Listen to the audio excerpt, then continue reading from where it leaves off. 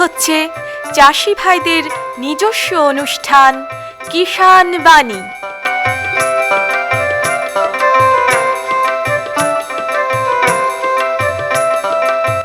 কৃষি, মাছ চাষ, প্রাণী সম্পদ উন্নয়ন, সমবায়, ফল চাষ, কৃষি প্রযুক্তি, পশুপালন, গ্রামোন্নয়ন এ সব কিছু জানতে শুনুন কিষাণ বাণী।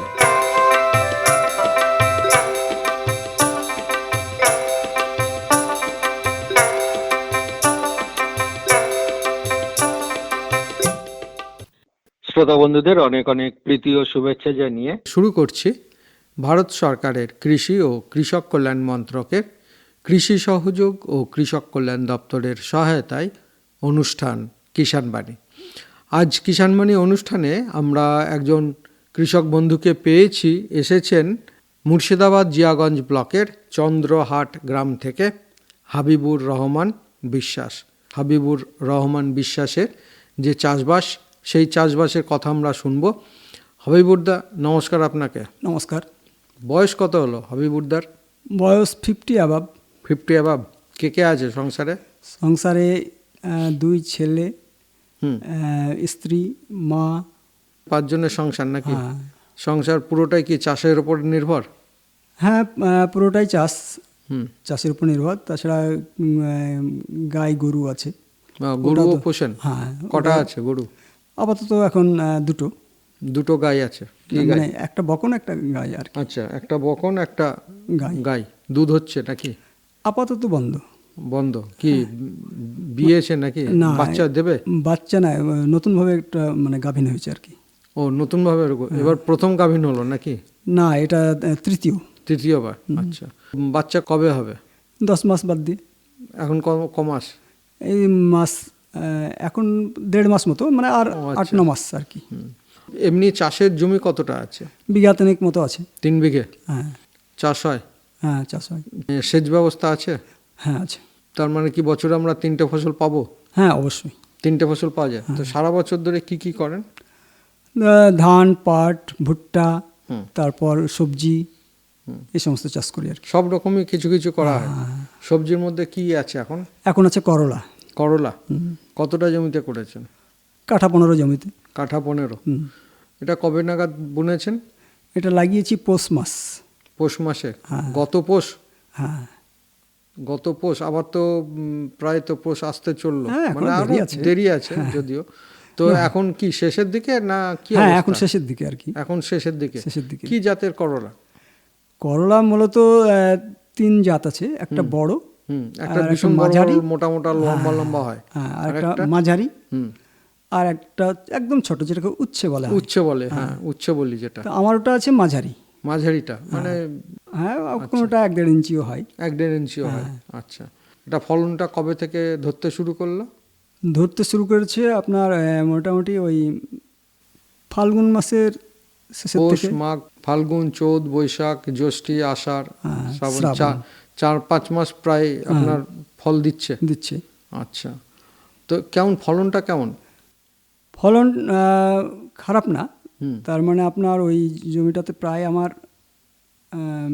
4-5 দিন অন্তর পালি হয় আর কি।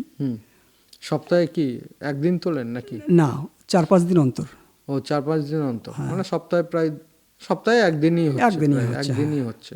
প্রায় 80 থেকে 100 কিলো হয়েছে। 100 কিলো মানে যখন তোলেন সবটাই তোলেন না অর্ধেকটা? অর্ধেক করে তুলি আর কি। অর্ধেক করে। আচ্ছা, 4 দিন তুললেন, তারপর আবার 4-5 দিন পর আবার তুললেন নাকি? ওই তুলি কি আজকে তুললাম, আবার দেখা গেল কালকে তুললাম। আচ্ছা, দিয়ে আবার 5-6 দিন পরে আবার তুললেন। আচ্ছা, রোগ পোকার আক্রমণটা কেমন আছে? মোটামুটি আছে। ওই কীটনাশক ব্যবহার করতে হয়। প্রথম দিকে হালকা হয়, তখন একটু বিষ দিতে হয়। তারপর যখন ফলটা আসে, তখন ওই একটা মানে পোকার উপদ্রব হয়, আর একটা ওই ভোমরা জাতীয় ওটা তো ফুটো করে দেয়।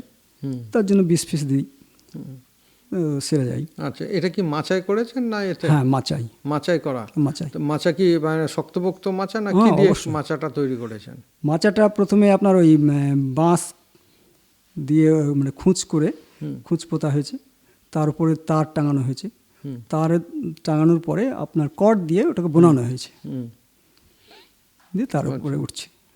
এটা কি একটু হাইট করে করা নাকি? হ্যাঁ, মোটামুটি ভেতরে তো গিয়ে তুলতে হবে। হ্যাঁ, একটু হাইট আছে। হাইট আছে, আচ্ছা। আর এমনি রোগ পোকার আক্রমণটা কেমন আছে? ওই বললাম যখন এইটা পাতা ধরে আর কি, হ্যাঁ, যখন করলাটা ধরে তখন আক্রমণটা খুব বেশি, তখন ওই ফল আসে যখন, হ্যাঁ আচ্ছা, তখন ওই কীটনাশক ব্যবহার করতে হয়। কীটনাশক হ্যাঁ। কি ব্যবহার করেন? যেমন রেস, তারপর একটা সময় আছে আপনার ওই পাতাগুলো কুঁকড়ে যায় যখন, তখন আপনার ওটাতে ওই অ্যাডিনোটপ বলে একটা ব্যবহার করা হয়। তারপর আপনার ওই ভিটামিনও স্প্রে করতে হয়, তাহলে ফলটা মোটা হয়, তাড়াতাড়ি উঠে যায় আর কি, এই সমস্ত ওইগুলো স্প্রে মোটামুটি করেন। হ্যাঁ। আচ্ছা, দাম কেমন পান? এবার প্রথম দিকে দামটা খুব একটা ভালো ছিল না, কিন্তু বর্তমানে এখন কিছুদিন থেকে দামটা ভালো আছে। ভালো। পাইকারি কত এখন? এখন মোটামুটি পাইকারি 40-50, 40-50 মানে কেজি আর কি, হ্যাঁ, 4,000-5,000 টাকা। কি সার ব্যবহার করেন? সার দিয়ে আপনার ওই ডিএপি, পটাশ এগুলো ব্যবহার করেছি। মানে লাগানোর সময় গোবর সার দিয়েছিলেন নাকি? অবশ্যই, হ্যাঁ। মানে জমিটা যখন তৈরি করলেন তখন কি গোবর সার দিয়ে তৈরি করলেন? মানে ওই খড়া কাটা হয় লাগাবার আগে, ওই খড়ায় হালকা হালকা গোবরের সার দিয়ে দেওয়া হয়, দিয়ে তারপর কিছুদিনের মধ্যে ওটাকে লাগিয়ে দিতে হয়। বীজটা লাগিয়ে দেন? বীজ লাগিয়ে দিয়ে জল ভরে দিয়েছি। তারপরে মাচাটা কবে করলেন? মাচাটা গাছটা যখন ফুটলো, ফুটে যখন মোটামুটি কয়েক ইঞ্চি হলো যখন, তখন ওখানে একটা ওই পাটকাঠি গুঁজে দিয়ে একটু আর একটু লম্বা করে নেওয়া হয়, যাতে মাচায় উঠতে পারে, উঠতে খুব মানে সহজ হয় আর কি। হ্যাঁ, উঠতে সহজ হয়, সেরকম একটা পাটকাঠি দিয়ে সোজা করে দিলেন, তারপরে মাচাটা করে মাচায় তুলে দিলেন, মাচায় ওঠার মতন হলে তখন তুলে দিলেন। আচ্ছা, আর এরপরে কি আর যত্ন পরিচর্যা কিছু করতে হয়? হ্যাঁ, মাঝে মাঝে সার, রাসায়নিক সার, জলটা দিতে হয়, আর জল, হ্যাঁ, খরার সময় জল তো লাগে। এখন তো এবছর তো একটু বৃষ্টিটা বেশি, তো এই বৃষ্টিতে কি ক্ষতির কিছু সম্ভাবনা আছে? না, সেরকম ক্ষতি হয়নি। তার মানে বৃষ্টিটা মানে হয়েছে ব্যাপক, ওই কিছুটা ফুল টুলের একটু ক্ষতি হয়েছে, তাছাড়া মানে জল জমে যাওয়ার মতো বৃষ্টি হয়নি জমিতে। এটা কি উঁচু জমি নাকি একটু? মোটামুটি। আচ্ছা, সামনে পৌষ মাস অবধি ফল দেবে না? এটা মোটামুটি আগামী ভাদ্র মাস পর্যন্ত। এটা করে আবার কি করবেন? ওই জমিটাতে ধান লাগিয়ে দেবো। তাহলে ওই যে খুঁটি এত খরচ করে যে, হ্যাঁ, ওগুলোকে তুলে ফেলতে হবে, লেবার লাগিয়ে ওগুলো তুলতে হবে, তারপর ওগুলোকে জড়িয়ে নিতে হবে, খুঁটিগুলোকে তুলে নিতে হবে। ওরকম মাচা রেখে যদি আর মাচার আর অন্য কোনো ফসল করা যেত তাহলে কি লাভ কি কম হতো?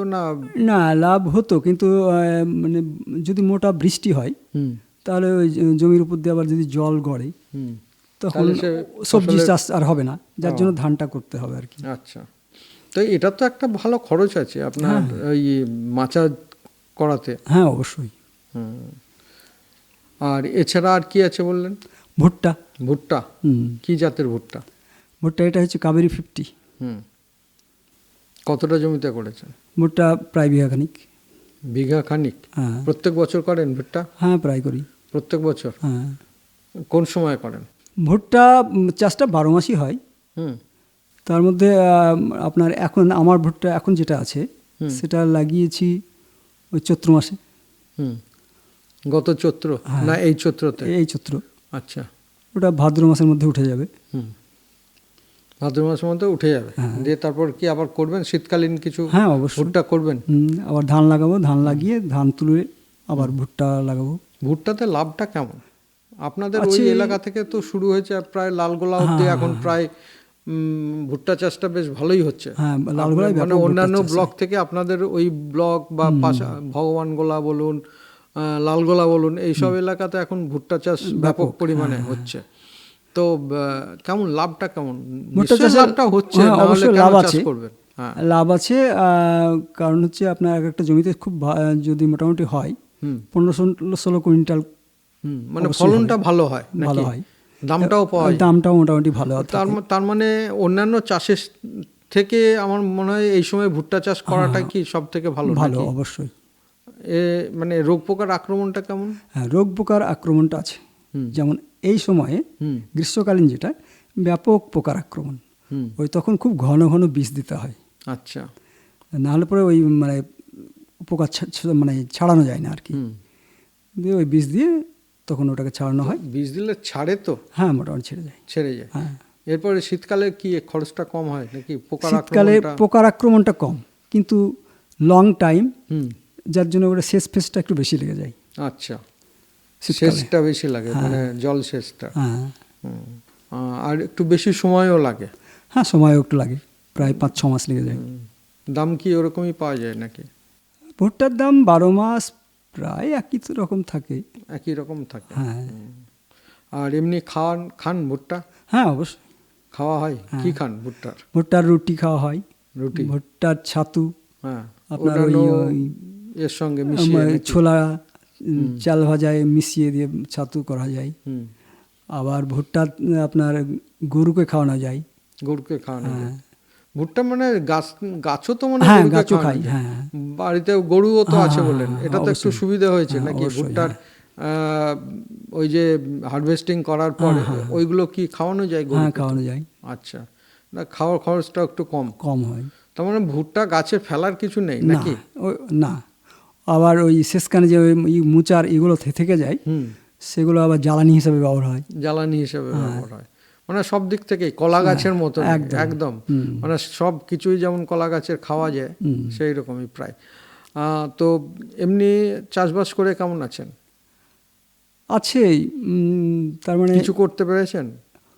জমি জায়গা কেনা? না, সেরকম করতে পারিনি। মানে ছেলে মেয়ে লেখাপড়া করছে, তাদের পেছনে একটা খরচা আছে, ওই জমি জায়গা থেকেই চলে আর কি। সবটাই তো জমির উপরে। এমনি সরকারি কিছু সাহায্য পান? কোনো PM কিষাণ আছে? আছে, লোন পেয়েছি। কেসিসি আছে, কিষাণ ক্রেডিট কার্ড, ওখান থেকে লোন নিয়েছেন, মানে লোনটাও আবার পরিশোধ করেছেন তো? তাতে কি আপনার লাভ হয়েছে না লস? মানে প্রয়োজনের সময় লোনটা নিতে হয় আর কি, তখন খুব দরকার হয় আর কি। এর ইন্টারেস্ট তো খুব কম তো? কম, হ্যাঁ, ইন্টারেস্টও কম, খুব কম। হ্যাঁ। আগে কি মানে আগে টাকা সব শোধ করে দেওয়ার পরে কি ছাড়টা দেয় ইন্টারেস্ট? হ্যাঁ, 6 মাস অন্তর যদি পরিশোধ করা যায় তাহলে ইন্টারেস্টটা খুবই কম। তাই তো। আর অন্যান্য সুযোগ সুবিধা কিছু? মাটির পরীক্ষা করান? না, সে সমস্ত কোনো আসেনি। মানে গরুর গোবরকে সার হিসাবে জমিতে ব্যবহার করা হয়। জমিতে ব্যবহার করেন? আচ্ছা, তাহলে বন্ধুরা এতক্ষণ আমরা হাবিবুর রহমানের যে চাষবাস, সেই চাষবাসের কথা আমরা শুনলাম। হাবিবুর রহমান এসেছিলেন মুর্শিদাবাদ জিয়াগঞ্জ ব্লকের চন্দ্রহাট গ্রাম থেকে। হাবিবুর রহমান, আপনার যে চাষবাস, সেই চাষবাসের কথা বলার জন্য আপনাকে আমাদের তরফ থেকে এবং কৃষক বন্ধু, শ্রোতা বন্ধু প্রত্যেকের তরফ থেকে অসংখ্য ধন্যবাদ। নমস্কার। আপনাকে ধন্যবাদ। নমস্কার।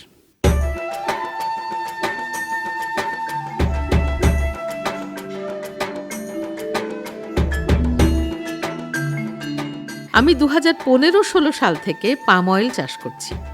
এই চাষ পরিবেশ বান্ধব। মালচিং পদ্ধতিতেও এই চাষ করা যায়। এই পদ্ধতির চাষ মাটির আর্দ্রতা ধরে রাখতে পারে। যদি আমরা এরই সঙ্গে তুলা অথবা অন্য কোনো মিশ্র চাষ করি, তাহলে কৃষকের আয় হবে দ্বিগুণ। স্প্রিঙ্কল সেচ করলে জলের সঠিক ব্যবহার হবে, জল কম লাগবে। পাম অয়েল চাষের জন্য সরকার গাছ সরবরাহ করবে এবং উৎপাদিত ফসলের সঠিক দাম নির্ধারণ করবে সরকার। কোম্পানিগুলি সেই দামেই কৃষকের কাছ থেকে ফসল কিনে নেবে।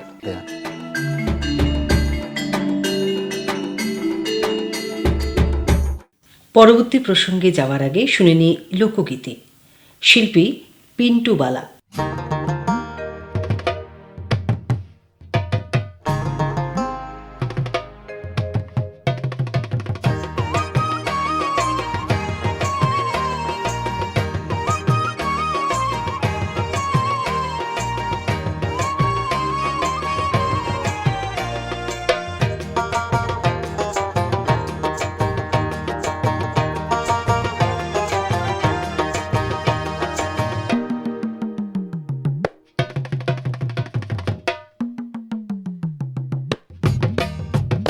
দাদা বিয়া কইরা সাইজা গেছে গাধা, ও দাদা বিয়া কইরা সাইজা গেছে গাধা। গোছ দেওয়া গরুর মতো, গোছ দেওয়া গরুর মতো কইরা গেছে বাধা, বিয়া কইরা সাইজা গেছে গাধা, ও দাদা বিয়া কইরা সাইজা গেছে গাধা।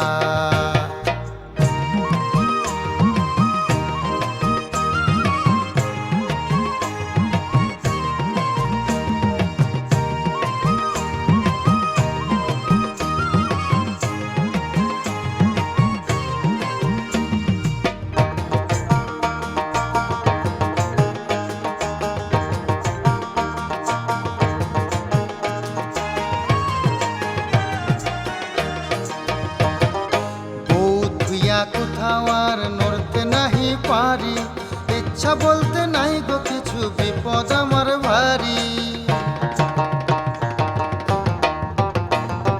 বউ থুইয়া কোথাও আর নড়তে নাহি পারি, ইচ্ছা বলতে নাই গো কিছু, বিপদ আমার ভারী।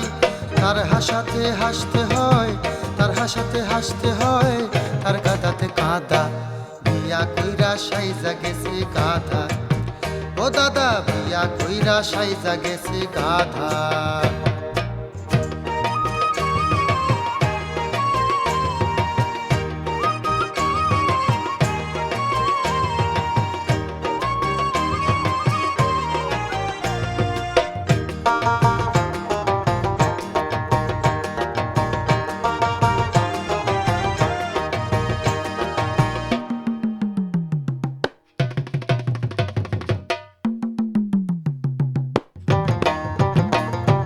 প্রভুর মতো বউ আমায় করে শুধু আদেশ, কথা মতো চললে তার বলে বেশ বেশ।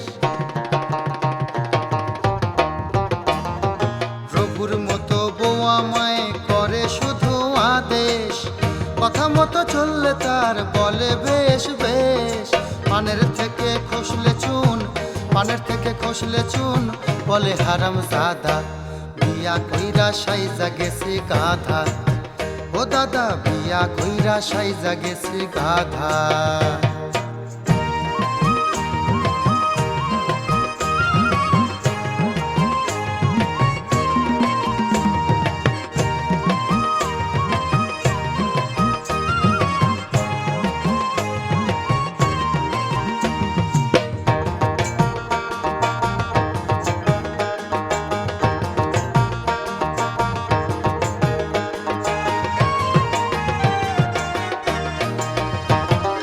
পটের বিবি সাইজা যখন যায় হাওয়া খেতে, সাত জাগে গো তার সাথে পিছু পিছু যেতে।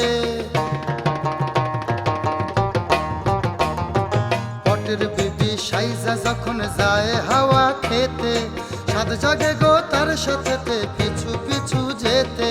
সম্পর্কটা হোক না যতই, সম্পর্কটা হোক না যতই, কাঁচকলায় আর আদা, বিয়া কইরা সাইজা গেছে গাধা, ও দাদা বিয়া কইরা সাইজা গেছে গাধা। গোজ দেওয়া গরুর মতো, গোজ দেওয়া গরুর মতো কইরা গেছে বাধা, বিয়া কইরা সাইজা গেছে গাধা, ও দাদা বিয়া কইরা সাইজা গেছে গাধা, ও দাদা বিয়া কইরা সাইজা গেছে গাধা। এতক্ষণ শুনলেন পিন্টু বালার কণ্ঠে লোকগীতি। प्रधानमंत्री किसान मान धन योजना, मिलेगा पेंशन का सहारा, कृषक ना होगा बेसहारा, जुड़ेगा खुशियों से नाता, कटेगा सुख से बुढ़ापा, सुरक्षित होगा अन्नदाता, सुरक्षित होगा अन्नदाता। प्रधानमंत्री किसान मान धन योजना से लघु सीमांत किसानों का भविष्य होगा सुरक्षित और 60 वर्ष की आयु से 3,000 रूपए मासिक पेंशन होगी सुनिश्चित। 55 रूपए से 200 रूपए की मासिक किश्त देकर प्रवेश कर सकते हैं। 18 से 40 वर्ष तक के किसान इस अंशदायक योजना में सरकार देगी बराबर का योगदान। सभी किसान भाई बहन इस योजना के लाभ के लिए जन सेवा केंद्र में जाएं और अपना निःशुल्क नामांकन कराएं। प्रधानमंत्री किसान मान धन योजना, अन्नदाता के परिश्रम को संबल, पेंशन से सुरक्षित उनका कर। कृषि एवं किसान कल्याण मंत्रालय, भारत सरकार द्वारा जनहित में जारी। এখন শুনবেন স্টুডিওর বাইরে থেকে রেকর্ড করে আনা অনুষ্ঠান। বন্ধুরা, আমরা এই মুহূর্তে দাঁড়িয়ে আছি রঘুনাথগঞ্জ ব্লকের মির্জাপুর গ্রামের একটা পোলট্রি ফার্মে। আর এই পোলট্রি ফার্মে দেখছি প্রচুর মুরগি রয়েছে, বাচ্চা মুরগি রয়েছে, আপনারা নিশ্চয়ই আওয়াজ শুনতে পাচ্ছেন। তো যিনি এই মুরগি পালন করেন তার মুখোমুখি হয়েছি আমরা এই মুহূর্তে। তো একটু আসুন পরিচয় করে নিই। আপনার নামটা? কাউল ইসলাম। কাউল ইসলাম। কাউল ইসলাম। বয়স তো দেখে মনে হচ্ছে খুব কম। বয়স কত বছর? 24 বছর বয়স। এই বয়সে কি ব্যবসায়তে নেমে পড়েছো নাকি? হ্যাঁ। পড়াশোনা কত দূর করেছো? পড়াশোনা বিএ পাস করেছি। Graduation complete. গ্র্যাজুয়েট হয়েছো, গ্র্যাজুয়েশন কমপ্লিট করেছো। তো চাকরি বাকরির চেষ্টা করোনি? করেছো। কিন্তু হঠাৎ করে মুরগি পালনের দিকে এলে কেন? চাকরি বাকরির এখন হচ্ছে না, সেই জন্য ব্যবসা কিছু করতে হবে। মানে সেই আশাতে। হ্যাঁ, মানে চুপচাপ বসে থেকে লাভ নেই, তাই তো? তো এই যে মুরগি পালন তুমি শুরু করলে, তো হঠাৎ করে তো শুরু করলে না, এর জন্য তো একটা প্রশিক্ষণের প্রয়োজন হয়েছে, তাই তো? তো প্রশিক্ষণ কি তুমি নিয়েছো? হ্যাঁ, প্রশিক্ষণ নিয়েছি আমি। প্রশিক্ষণ নিয়েছো? কোথায় নিয়েছো? কেভিকে থেকে প্রশিক্ষণ নিয়েছি। ভগবানগোলা যে কেভিকে থেকে, ওখান থেকে প্রশিক্ষণ কতদিনের নিয়েছিলে প্রশিক্ষণ? আমি ওখানে 10 দিনের ট্রেনিং করেছিলাম। 10 দিনের ট্রেনিং দিয়ে পোলট্রি ফার্ম শুরু করেছি। তো প্রথমে যখন শুরু করো তখন কতগুলো মুরগি নিয়ে শুরু করেছিলে? প্রথমে 1700 মুরগি নিয়ে শুরু করেছিলাম। 1700 মুরগি। তো 1700 মুরগির জন্য আর এখন কত রয়েছে মুরগি? এখন 2000 মুরগি রয়েছে। 2000 মানে 145 মুরগি রয়েছে। 2000 কাছাকাছি। তো আমরা যে পোলট্রি ফার্মটা দেখছি এটা তো লম্বা, প্রায় এল টাইপের ফার্মটা। তো কতটা স্কোয়ার মিটার এর? 2500 স্কোয়ার ফুট আছে আমার পোলট্রি ফার্মটা। 2500। তো এখানে কি ওই 2000-এরই ক্যাপাসিটি? হ্যাঁ, 2000-এর ক্যাপাসিটি বলতে 1800-এর ক্যাপাসিটি। শীতের জন্য আমরা বেশি নিয়েছি। একটু বেশি রেখেছো? হ্যাঁ, বেশি। আচ্ছা, বেশি রেখেছো। তো কতদিন ধরে করছো এটা? এটা আমি 1 বছর থেকে করছি। 1 বছর থেকে। তো এর জন্য কি কোনো লোন টোন নিতে হয়েছে বা কোনো কিছু করতে হয়েছে? না, লোন টোন নিইনি আমি। তবে এর জন্য সরকার অনেক সাবসিডি দিচ্ছে। হ্যাঁ। তো গোটাটাই কিন্তু লেয়ারের জন্য, হ্যাঁ, আমি নিজেই করেছি, লেয়ারের জন্য দিচ্ছে। ব্রয়লারের জন্য কোনো সাবসিডি এখন অবধি দিচ্ছে না সেরকম। আচ্ছা। কিন্তু আমরা ব্রয়লার পালন করি, তো আমরা সেরকম সাবসিডি কিছু পাইনি। তো আমরা যে এখন যে মুরগিগুলো দেখছি এখানে, তো এগুলো কত দিনের বাচ্চা? এগুলো 22 দিনের বাচ্চা। 22 দিনের বাচ্চা। তো যখন প্রথমটা নিয়ে আসো তখন কত দিনের মুরগির বাচ্চা নিয়ে আসো? ওটা 1 দিনের বাচ্চা থাকে। সেদিনকে হ্যাশ ডেট থেকে আমাদের কাছে আসে প্রথম। কোথা থেকে নিয়ে আসো? এটা আমাদের বর্ধমান থেকে আসে। বর্ধমান থেকে। এটা কি কোনো কোম্পানির থ্রু দিয়ে না এমনি নিজে? কোম্পানির থ্রুতে করি। কোম্পানির থ্রু দিয়ে করো। তো ওরা কি সিস্টেমে করে যে এই টাকা বাচ্চা যে নিয়ে এসছো, সেই একদিনের বাচ্চার কত করে দাম? একদিনের বাচ্চার দাম 28 টাকা। কোম্পানি 1 কিলো মুরগি তৈরি করতে আমাকে 800 টাকা খরচ দেবে। এর মধ্যে আমাকে 550 টাকা কুইন্টালে দিবে। 800 টাকা তৈরি করতে পারলে, তার থেকে কমে পারলে তার থেকে বেশি টাকা দেবে। তো যখন এটা নিয়ে আসলে, নিয়ে এসে পরিচর্যাটা কি করলে ওই একদিনের বাচ্চাকে? একদিনের বাচ্চাকে প্রথমে আমরা বুডিংয়ে রাখি। বুডিংয়ে রাখার পরে সেটাকে 3 দিন অবধি বুডিংয়ে রাখি। ওটাকে বুডিং বলতে টিনের একটা সার্কেল বানানো হয় বা একটা প্লাস্টিকের পাইপ দিয়ে সার্কেল বানানো হয়। সার্কেল 5খানা বানানোর পরে তার ভিতরে 2000 বাচ্চা থাকে। 5টা বুডিং এর ভিতরে জায়গাটাকে সংকোচন করে রাখো, ছোট জায়গা করে রাখো। হ্যাঁ, দিয়ে তাতে ভালোভাবে পর্দা দিয়ে স্প্রে করে বাচ্চা ভরা হয়। তারপরে তাকে কয়লার হিট ফিট দিয়ে বাচ্চাটাকে মানে সতেজ করা যায়। তারপরে সেই বাচ্চা আস্তে আস্তে 3 দিন 4 দিন 5 দিন পর্যন্ত শীতে হিট খায়। তারপরে আস্তে আস্তে বুডিং থেকে ছেড়ে দিই আমরা। তো ওই সেই সময় কি কোনো প্রতিষেধক টিকা দেওয়া হয় বাচ্চা? হ্যাঁ, অবশ্যই। প্রথমে যেদিন বাচ্চা আসে সেদিন একটা ভ্যাকসিন হয়ে আসে। তারপরে আমরা ল্যাসোটা একটা ভ্যাকসিন করি 6 দিনে। 12 দিনে আমরা B2কে ভ্যাকসিন করি। আবার 18 দিনে আমরা ল্যাসোটা ভ্যাকসিন করি। আমরা এর 3খানা ভ্যাকসিন আমরা করি, আর কোম্পানি থেকে একটা ভ্যাকসিন হ্যাচ থেকে হয়ে আসে। 4টে টোটাল ভ্যাকসিন দিয়ে তারপরে মোটামুটি কতদিন? আমি 40 দিন পালন করি। 40 দিন পরে কি কোম্পানি থেকে এসে মুরগি নিয়ে চলে যায়? কোম্পানির লোক আসে, কোম্পানির গাড়ি পাঠায়। সেদিনকে ফার্ম ওরা লিফটিং করে নেয় পুরো। তো 40 দিনে মোটামুটি কত ওয়েট কত হয় একটা বাচ্চার? শীতের সময় 2800 2900 3 কিলো অবধি হয়। 40 দিনে 2700 2800 হয়। আর গরমের সময় এমনি 2300 2400 2500 এরকম হয়। মানে গরমের সময় কি একটু কমে যায় নাকি? হ্যাঁ, গরমের সময় খাবার কম খায়, ওজনটাও কম হয়। শীতের সময় খাবারটা ভালো খায়, শরীরটা ওদের সুস্থ থাকে, ওই জন্য ওরা ভালো রেজাল্ট দেয়। তারপরে তুমি যে যত বাচ্চা নিয়ে আসো তত বাচ্চাই কি এখানে মানে পাও যখন বিক্রি করো, না কিছু মর্টালিটি থাকে? মর্টালিটি অবশ্যই থাকে। মর্টালিটি কোম্পানির নিয়ম হচ্ছে 5%। 5% অবধি কোনো আমাদের টাকা কাটে না, 5%-এর ঊর্ধ্বে গেলে টাকা কাটে এবং ওর থেকে নিচে থাকলে আমাদেরকে ওরা বোনাস দেয় ওই মডেলিটির ওপর থেকে। বোনাস দেয়। তো খাবার কি কি দাও এই তুমি এই যে 40 দিনে একদিন থেকে 40 দিন যখন বাচ্চাকে পালন করছো তখন খাবারটা কি কি প্রথম 10 দিন এদের pre starter broiler starter feed চলে, তারপরে 11 দিন থেকে 25 দিন পর্যন্ত স্টার্টার ফিড চলে, তারপরে 25 দিন থেকে 40 দিন পর্যন্ত বা 42 দিন পর্যন্ত ফিনিশার ফিড চলে। এদের কোম্পানির খাবার আছে। আচ্ছা, তো মোটামুটি কত গ্রাম করে খায় এক একটা বাচ্চা? একটা মুরগি একদিন থেকে 40 দিন পর্যন্ত এক পিস মুরগিতে 3.5 কিলো দানা খায়, 4 কিলো দানা খায়। 4 কিলো দানা খায়। আর মোটামুটি ওয়েট কত হয়? ওই 2800-2900, 3 কিলোর কাছাকাছি হয়। তো এই যে মুরগিটা পালন করছো তাতে বছরে কটা টার্মে করতে পারো? বছরে 7খানা হয়। 7খানা হয়, বছরে 7টা লট হয়। তো মোটামুটি কেমন লাভ হয় এই একটা এতে? রেজাল্ট অনুযায়ী লাভ হয়, যেমন বডি ওয়েট হয় তেমন লাভ হয়। তো এরকম হয় না কিছু কমে যেতে পারে? না, 40 দিনে যেটা আমি এক্সপেক্ট করছি যে 3 কিলোর কাছাকাছি হবে, সে প্রত্যেকটা মুরগি কি হয় না কোনটা? না, যেমন মুরগিগুলো যদি 2500 হয় তাহলে মোরগগুলো 2800 হবে। আচ্ছা, এরকম। তো পুরো ফুল ফার্ম একটা অ্যাভারেজ বডি ওয়েট ধরা হয় 2700-2800, 3 কিলো এরকম ধরা হয়। এবার যেমন দানা খাবে তেমন তার ওজন হবে। তো মোটামুটি কেমন খরচ আর কেমন লাভ হয় এটাতে? এতে খরচ বলতে গেলে কোম্পানি খাবার দেয়, কোম্পানি বাচ্চা দেয়, মেডিসিন আমাদের, শুধু পরিচর্যাটা? হ্যাঁ, ইলেকট্রিক বিল আমাদের, তুষ ভুসি, ওদের ঘুমানোর জায়গা, খাবারের জায়গা, জলের জায়গা, এগুলো আমাদেরকে কিনতে হয়।